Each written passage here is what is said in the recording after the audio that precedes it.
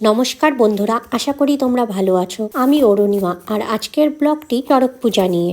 চড়ক পূজা সাধারণত পশ্চিমবঙ্গ, ত্রিপুরা ও বাংলাদেশের হিন্দু ধর্মাবলম্বীদের অন্যতম গুরুত্বপূর্ণ উৎসব। তবে আজ তোমরা ব্লগে যে জায়গাটি দেখছো সেটি হলো আমাদের উত্তর দিনাজপুর জেলার সদর শহর রায়গঞ্জের। বাংলা পঞ্জিকা অনুযায়ী প্রতি বছর চৈত্র সংক্রান্তিতে এই পূজা অনুষ্ঠিত হয়। এই উৎসবকে কেন্দ্র করে বিভিন্ন স্থানে মেলা বসে, যা চড়ক মেলা নামেও পরিচিত। কথিত আছে 1485 খ্রিস্টাব্দে সুন্দরানন্দ ঠাকুর নামের এক রাজা প্রথম এই পূজা শুরু করেন। মূলত শিব ভক্তরা এই পূজা করে। এই পূজার মাধ্যমে তারা শিবের আরাধনা করেন।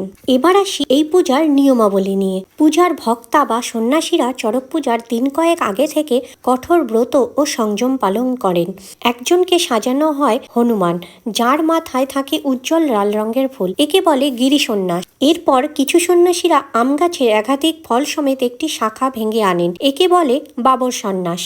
চড়ক পূজার ঠিক আগের দিন নীলচণ্ডিকার পুজো হয়, যা নীল পূজা নামে পরিচিত। একজন শিব ও দুজন সখী সেজে ঢোল কাসর সহযোগে সারা গ্রাম ঘুরে বেড়ায়। সখীরা গান ও বাজনার তালে নাচে। এদের দেল বা নীল পাগলের দলও বলা হয়। এরা বাড়ি বাড়ি ঘুরে গাজন গায়, বিনিময়ে দান হিসাবে যা পায় তা দিয়ে পূজা হয়। পূজার ঠিক আগের দিন চড়ক গাছটিকে ধুয়ে মুছে পরিষ্কার করা হয়। এরপর জল ভরা একটি পাত্রে শিবের প্রতীক হিসাবে সিঁদুর মতিত লম্বা কাঠের তক্তা রাখা হয়, যা পূজারীদের কাছে বুড়ো শিব নামে পরিচিত। পতিত ব্রাহ্মণ এই পূজার পুরোহিতের দায়িত্ব পালন করে। কোথাও কোথাও পূজার আগের দিন, আবার কোথাও পূজার দিন সকালে হাজরা পূজা হয়। আর তোমরা এখন যেই পুজোটা দেখছো সেটাকেই বলে হাজরা পুজো।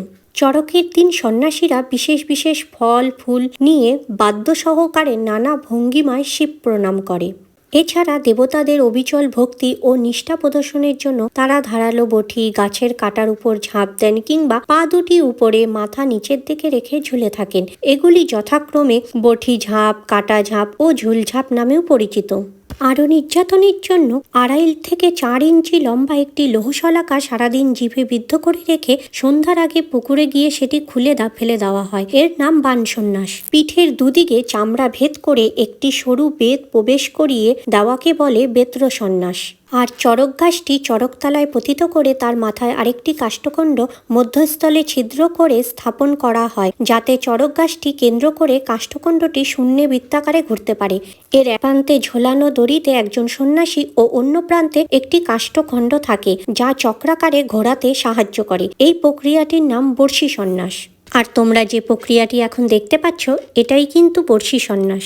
আর এভাবেই বিভিন্ন প্রক্রিয়ার মাধ্যমে এই পূজা সম্পন্ন হয়। তবে 1863 খ্রিস্টাব্দে ব্রিটিশ সরকার আইন করে এই প্রক্রিয়াগুলো বন্ধ করলেও এখনও অনেক জায়গা রয়েছে যেখানে এখনও এই পূজা প্রচলিত আছে। আর আজ এই চড়ক পূজা সম্বন্ধে জেনে তোমাদের কেমন লাগলো সেটা কিন্তু কমেন্টস করে অবশ্যই জানিও। আর আমার চ্যানেলটা অবশ্যই সাবস্ক্রাইব করে দিও।